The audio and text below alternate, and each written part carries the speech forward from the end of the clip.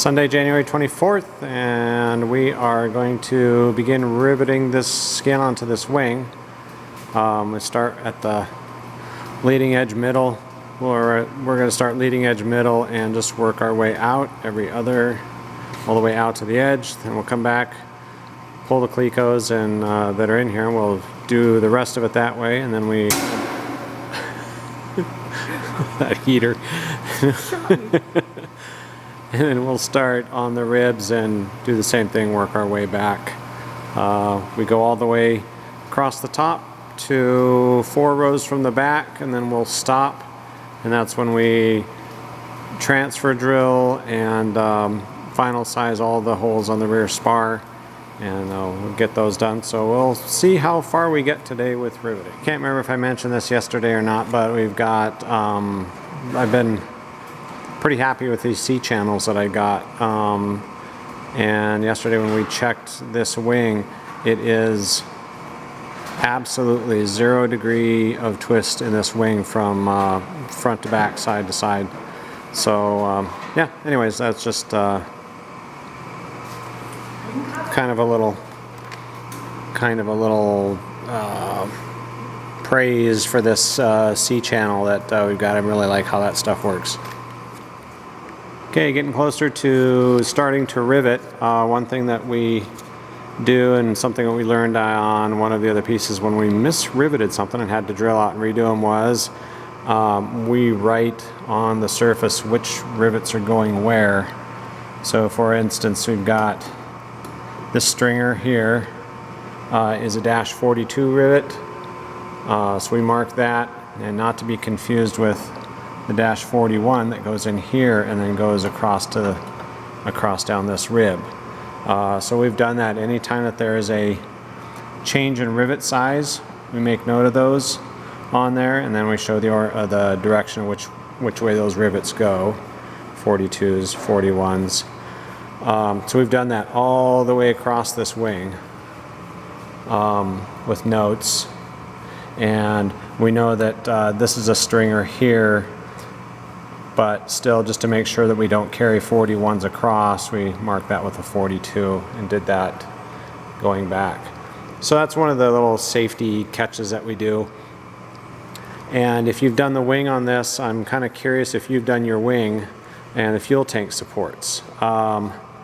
Something we found was that, let's see, can't really see it, but fuel tank supports that go in here.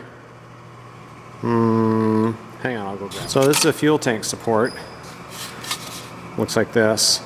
And what this does is it rivets in underneath here on the skin is where that goes. And so there's 4 of those, 1, 2, 3, 4, and we've got those clecoed in. You can see those are those rows of rivets right there are the fuel tank supports.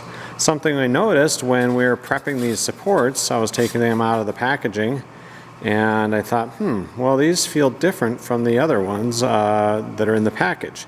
So I got to measuring these, and these 3 out of the 16 that were shipped to us are 16 thousandths thick. The rest of them are 20 thousandths. So got to thinking, notice that in the directions it calls for a 41 rivet here. However, when we put the 20 thousandth thick supports in, that exceeds the maximum depth for a 41 by 3 thousandths. So what we are going to do is we put the 20 thousandth thick supports in here, and we're going to use -42 rivets on the ends where it goes through the skin, the rib, or the fuel support and the rib. So that'll fit that. So if you've done fuel supports before, I'm curious if you know if you have different thickness of those. I did post this up on the builder's site, and Eddie Gill is going to take a look at it and get back to me on what happened between the 16 thousandths and the 20 thousandths fuel supports. So that's where we're at on that, getting ready to rivet.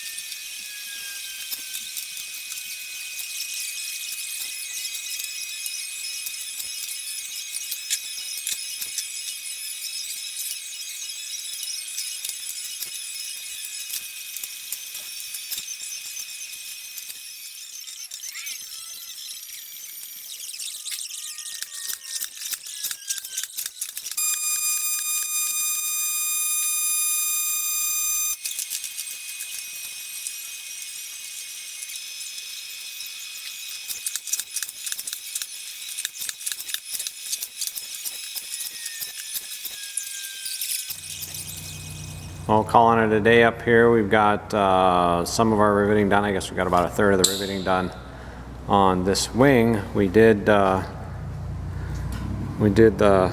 leading edge, and we've got fuel tank supports done on this front part, and we've got our riveting done going down the wing.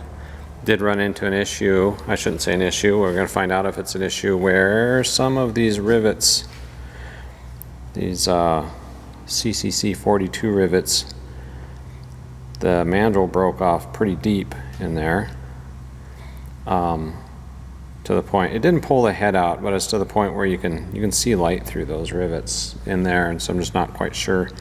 From the underside they look okay, but I'm going to take some pictures and send them in to Rands to see if they've got any advice on that.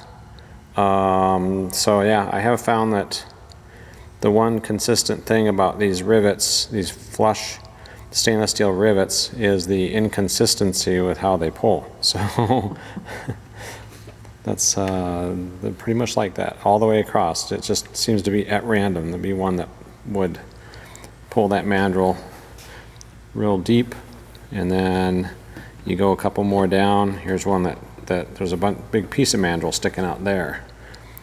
Really big piece sticking out here. We're going to redo this rivet, and this one they did pull kind of funny. There's a little, I can feel a little lump underneath there where those didn't quite, something went wrong. So I got to replace those two rivets there at least. But that's all we did today was riveting. You saw earlier how we did some of the prep work on it of writing the rivet numbers in here so we know make sure that we're putting the right rivets in the right spots.